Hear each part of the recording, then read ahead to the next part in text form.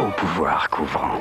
Lumière de Dulux Valentine capte la lumière comme probablement jamais une peinture ne l'avait fait. Lumière de Dulux Valentine, la lumière existe désormais en beau. Tatouage doré. Évite les pièges de couleur. Là, la taille. Attention, Allez, vas-y. le système DIAR t'a encore battu. Système quoi? Film Kodak Gold. Verrait-il les couleurs mieux que les autres? Maman, les fromages, ils sont bons. C'est ça qu'on aime. Tu es si coquin, toujours plein en train. Tu es tellement gay, c'est comme ça que tu nous plais. Babybel, ouvre-toi. Elle et vous partagez l'amour des vrais expressos. C'est pour ça que vous avez choisi le percolateur Krups Novo 2000+. Grâce à son thermobloc et son système crématique, il vous donne un vrai expresso bien crémeux. Avec Krups, l'expresso devient tout simplement irrésistible. Krups, la qualité, on y prend goût. Vous êtes fatigué, déprimé, vous avez mal au dos. Les baignoires de balnéothérapie Grand Forme. Liberté du corps, liberté d'esprit. Grand Forme, le spécialiste de la vraie balnéothérapie pour votre santé et votre tonus. À partir de 7 650 francs. Vous êtes superbe. Vous croyez que ça va marcher? Vous allez la faire craquer. Ça ne vous dérange pas si on répète? Vous faites ma femme, d'accord? Pourquoi pas? Allez-y. Chérie, tu me prêtes ta 106?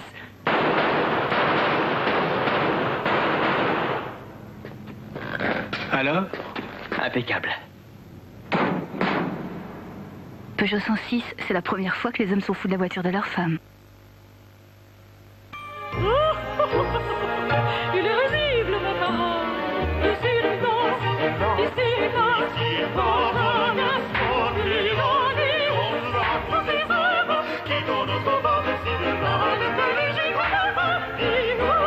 On D'ici de là, le nouveau parfum de Nina Ricci. Le monde TAT, c'est depuis 25 ans la France et ses régions. Chaque jour, 150 vols vers 25 villes. Aujourd'hui, les grandes villes du Sud au départ d'Orly. Marseille, bientôt Toulouse, Nice et Bordeaux.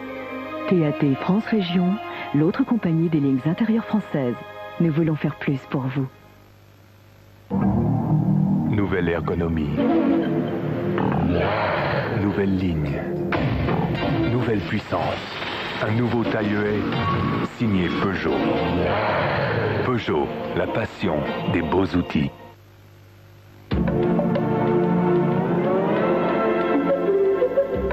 J'ai toujours été socialiste et partisan d'une économie libérale. Vous n'aimez pas la crème renversée? Non. Sommes-nous assez adultes politiquement? Nous devrions dégager un large consensus national. J'ai peur que nos discussions provinciales vous embêtent un peu. Quelques jours avec le petit doigt en l'air, lundi sur France 3. Ce récital de lieu commun et culé m'a tout à fait intéressé.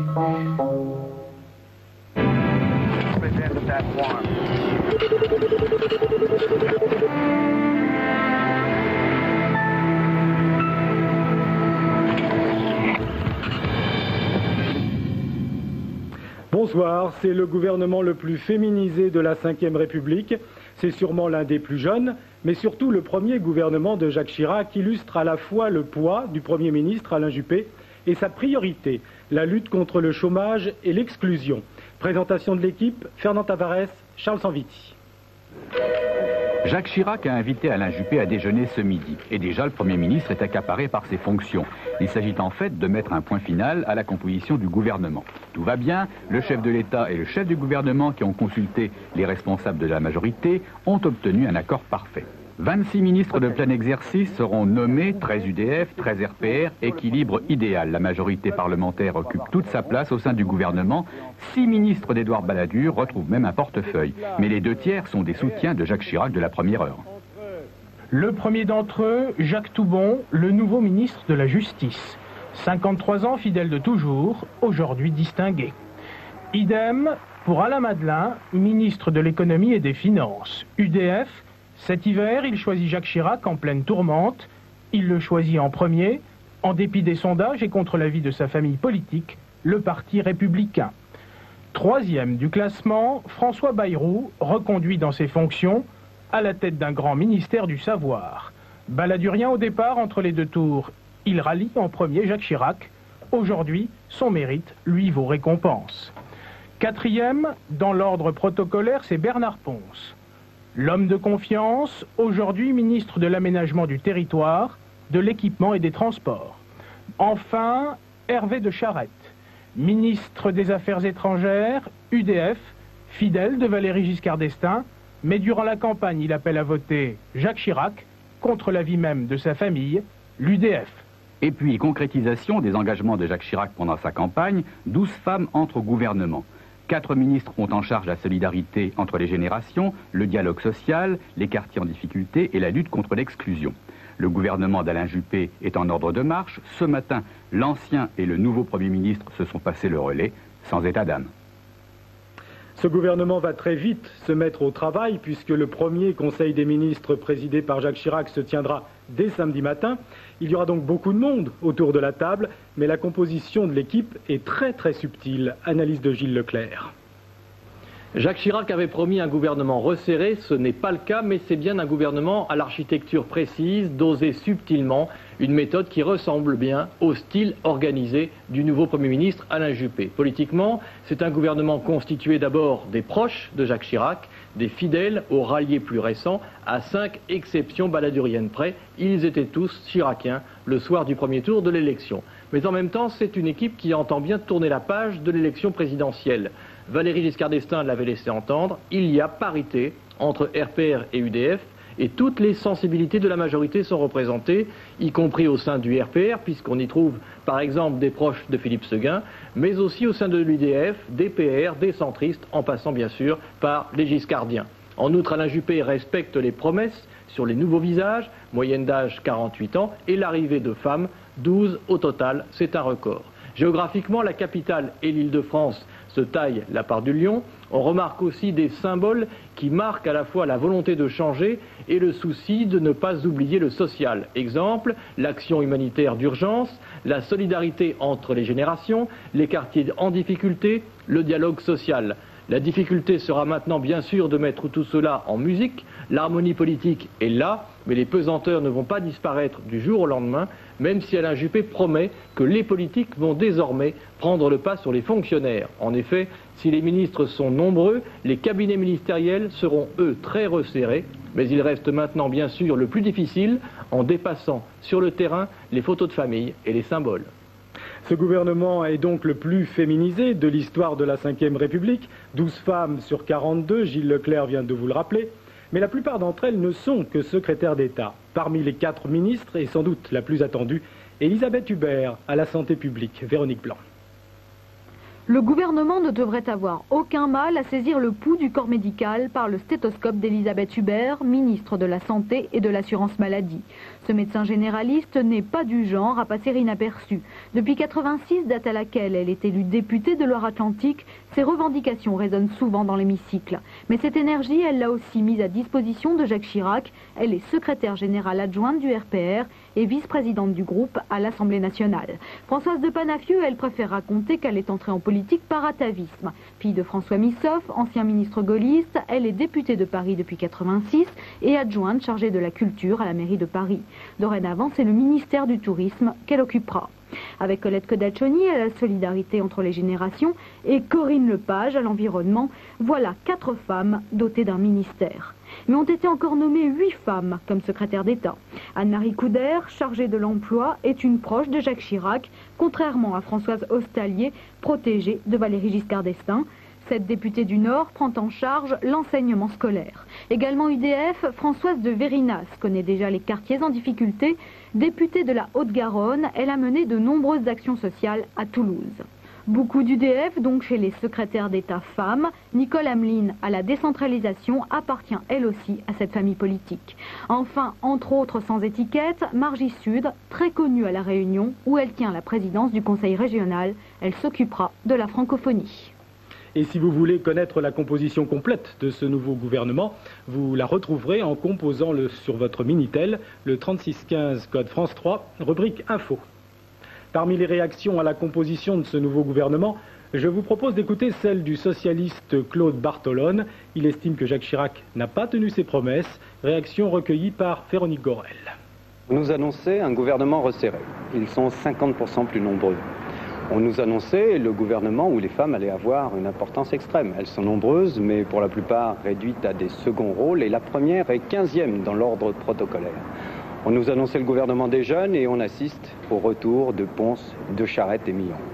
Bref, pour rentrer dans ce gouvernement, il fallait être ou membre de la ville de Paris, ou membre de la direction du RPR, ou avoir été avec Giscard d'Estaing depuis 20 ans.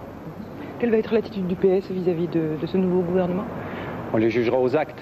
J'ai l'impression que très vite, ils vont tomber devant les contradictions qui sont inéluctables. Essayer d'appliquer les très nombreuses promesses qu'a eu l'occasion de faire M. Chirac pendant sa campagne électorale.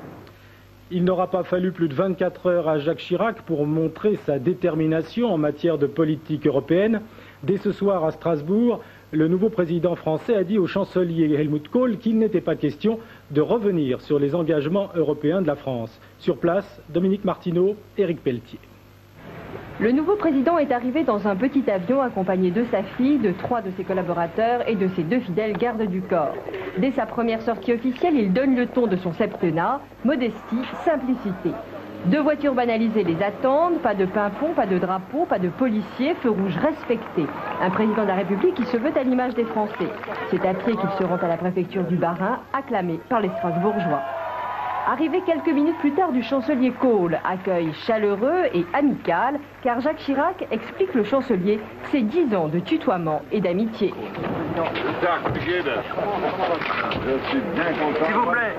Les 2 hommes s'enfermeront une petite heure. Ils s'étaient déjà vus pendant la campagne présidentielle française, une campagne au cours de laquelle Jacques Chirac avait insisté sur l'importance de l'axe franco-allemand dans la construction européenne.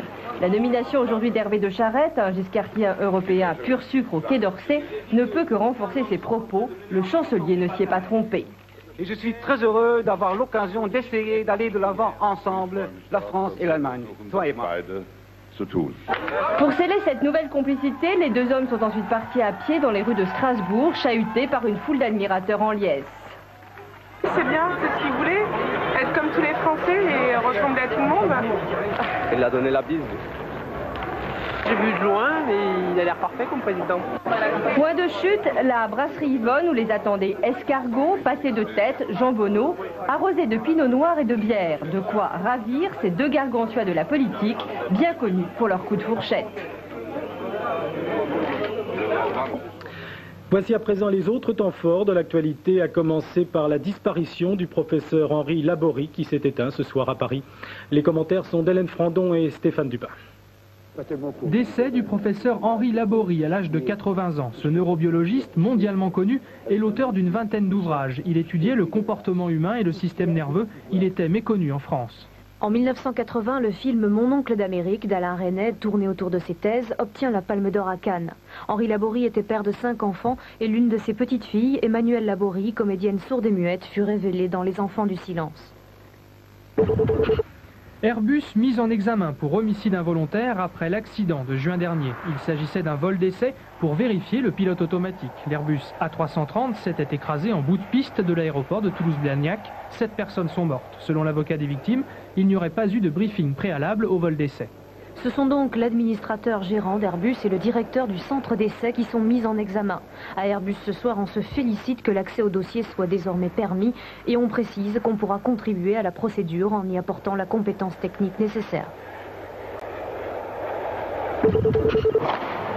10h30 ce matin à Sarajevo, cet homme se rendait à son travail. Il est abattu en pleine rue par un sniper. Une attaque au mortier sur le marché de Sarajevo a également fait 2 autres victimes et 8 blessés, dont 2 casques bleus russes. Depuis mardi, 17 personnes ont été tuées et 54 blessés dans la capitale bosniaque.